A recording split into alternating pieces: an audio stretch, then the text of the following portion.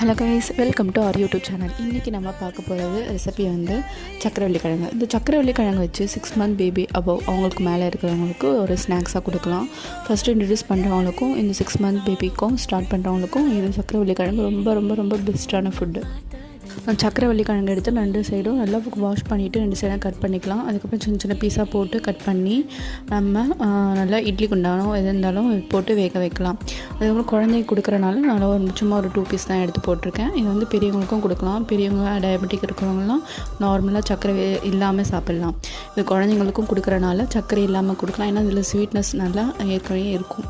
So இது best food. இது நல்லா மாவுச்சத்து இருக்கிற ஃபுட்டு. இது உருளைக்கிழங்கு ஸோ எல்லாமே மாவுச்சத்து ஐட்டம்லாம் நம்ம இன்ட்ரடியூஸ் பண்ணலாம். இதெல்லாம் சுடு தண்ணி கொஞ்சம் சேர்த்து நல்லா மசிச்சு கொடுங்க. இதில் கொஞ்சம் நார் வரும். ஸோ அதனால் மிக்ஸி ஜாரில் போட்டு அடித்தும் கொடுக்கலாம். நான் நல்லா மசித்து தண்ணியில் போட்டு இது பண்ணியிருக்கேன். தேங்க்யூ ஃபார் வாட்சிங்.